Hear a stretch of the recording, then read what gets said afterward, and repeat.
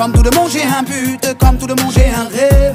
La vie est mon professeur et je suis son élève.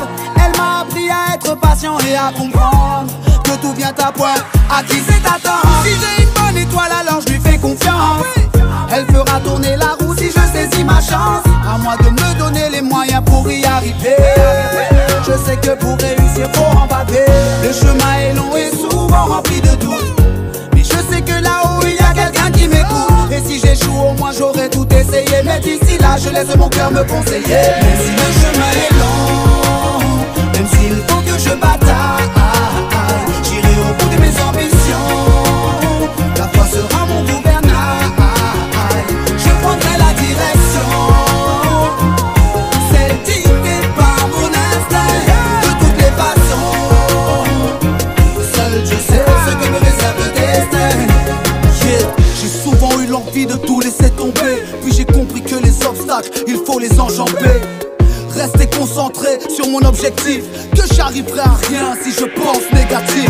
Croire en ses rêves c'est exister, avec le sourire aux lèvres faut avancer, résister. Si la vie met des coups, c'est pour apprendre à encaisser, pour nous donner une leçon ou pour nous faire progresser. Quand le moral n'est pas là et que tout s'obscurcit, j'attends que la tempête passe pour entrevoir une éclaircie. Puis je me remets en question et je relativise, et je repars sur la route avec de l'espoir plein les valises.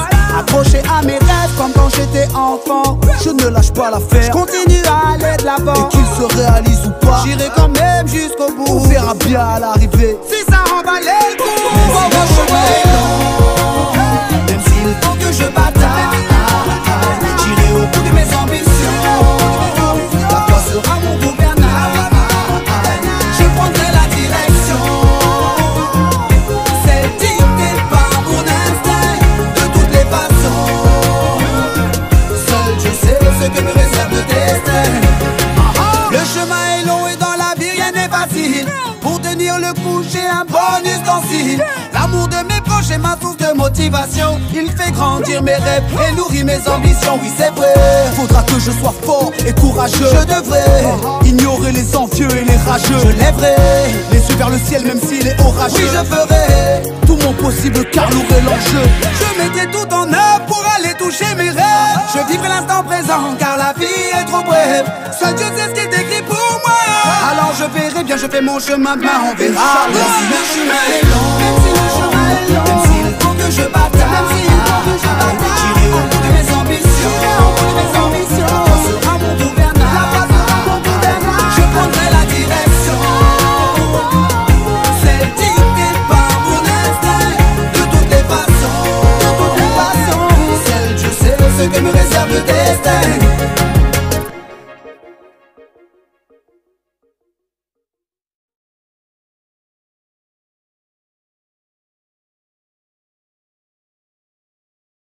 Ici, le titre de l'ouvrage de ce coaching, c'est Immobilier du commerce.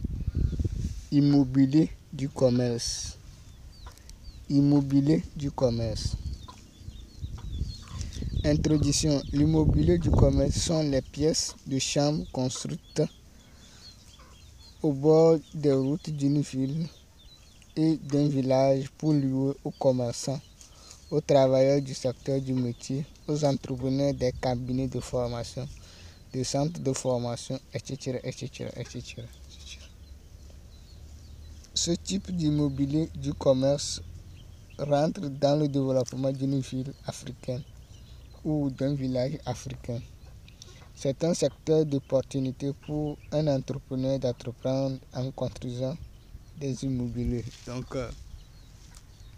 en Afrique, on a le domaine de métier, donc domaine de métier qui demande une pièce de chambre pour créer la micro-entreprise. Donc plusieurs travailleurs travaillent dans une micro-entreprise. Par exemple, métier de coiffure, c'est au bord de la route. Ces activités s'effectuent dans une pièce de chambre avec terrasse. Donc,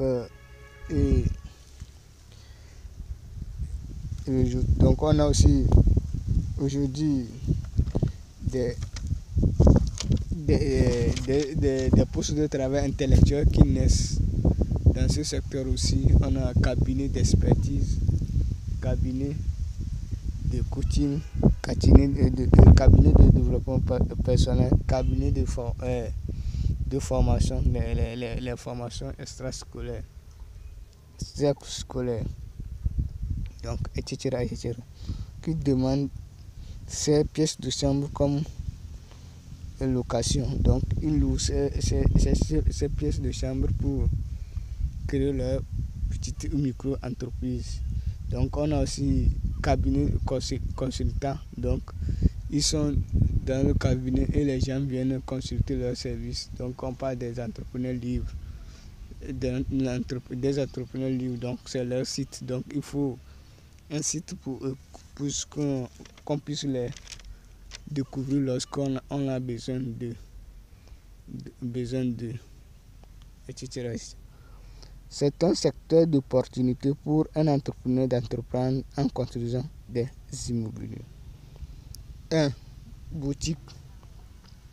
Une pièce de chambre avec terrasse au bord d'une route, d'un quartier, d'une ville ou d'un village est adaptée à une boutique.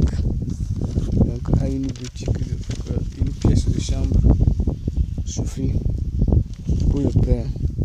Une boutique est une micro-entreprise qui vend en détail les produits d'une entreprise. Par exemple, une boutique qui a pour mission la vente de savon, de lessive et de douche aux habitants d'une localité donnée. Cette entreprise achète les matières premières chez un magasin ou un petit magasin de distribution des produits d'une entreprise pour revendre en détail aux habitants d'un quartier, d'une ville ou d'un village. Donc, une boutique, c'est ça. Donc, il y a aussi les légumes aussi. Donc, les légumes aussi. Donc, les travailleurs ou les fonctionnaires, les employés des entreprises, lorsqu'ils vont au service, ils gagnent leur salaire, ils viennent consulter les services des boutiques du quartier pour satisfaire leurs besoins quotidiens. Donc, il faudrait que chaque quartier a des immobiliers du commerce aux commerçants ou aux commerçantes pour pouvoir les servir dans le quartier. 2. Atelier de métier. Une pièce de chambre avec terrasse au bord d'une route, d'un quartier, d'une ville, d'un village est adaptée à un atelier de métier. Par exemple, atelier de coiffure, de couture, etc., etc. Un atelier de métier est une entreprise qui rend des services d'un métier aux habitants d'un quartier, d'une ville ou d'un village. On a aussi des cabinets d'expertise, de formation, de coaching, etc., etc., qui utilisent ces services de ces immobiliers, donc qui ont besoin de ces petites chambres, pièces de chambre pour faire leur siège, leur entreprise, pour créer des entreprises. Donc, en Afrique, ce sont des micro-entreprises là qui font la richesse à une localité donnée. Donc, Donc, c'est un secteur porteur d'emploi aujourd'hui. Aujourd'hui, dans les villes africaines, etc., etc., etc. 3. Petit magasin. Un petit magasin est une entreprise qui achète les produits d'une entreprise et revend en demi-gros aux boutiques de sa localité de résidence. C'est la disposition des produits d'une entreprise. Une grande pièce avec terrasse est adaptée à cette entreprise. Donc, on parle donc La superficie du pièce compte aussi donc pour pouvoir contenir les commandes des produits d'une entreprise. Donc, petit magasin, c'est une micro-entreprise donc, qui demande une grande pièce pour pouvoir contenir les produits de l'entreprise. Donc, pour pouvoir, ça dépend aussi du produit. Donc, on donne un exemple, un petit magasin de maïs, de sacs de maïs, ou un petit magasin qui a pour mission de stocker les sacs du riz produit par les entreprises et elle revend ces sacs du riz aux boutiques de sa localité pour pouvoir vendre en détail aux ménages du quartier. Donc, cette entreprise vend en demi-gros aux boutiques du quartier. Le centre de formation d'un métier peut utiliser cette pièce pour créer son entreprise et rendre des services à ses clients. 4. Magasin. Magasin est une entreprise qui joue le même rôle que le petit magasin, qui est la distribution des produits d'une entreprise. Donc, leur rôle, c'est de distribuer les produits d'une entreprise. Donc, un magasin a pour clients les boutiques d'une localité et les petits magasins d'une localité. Donc, elle aussi, elle contribue à fournir les matières premières aux boutiques et aux petits boutiques d'une localité donnée. Donc, ça, là, on parle aussi de la superficie. Sa superficie est plus grande que celle du petit magasin. Donc, ça dépend de la capacité et des moyens de l'entrepreneur. Donc, soit il crée un petit magasin, soit il crée un grand magasin, un moyen magasin pour pouvoir stocker. Donc, quand on parle de magasin, donc un magasin qui distribue les produits de bébé, les produits de jam, donc de boissons, de bière, donc produits. 5. Mesures. Une pièce de 3 mètres de largeur et 4 mètres de longueur avec terrasse suffit pour les boutiques, les ateliers de métier, les cabinets de formation, de coaching, d'expertise, etc. Une pièce de 4 mètres de largeur et de 6 mètres de longueur avec terrasse suffit pour un petit magasin. Donc, le magasin dépend du choix de l'entrepreneur. Donc, c'est à l'entrepreneur de voir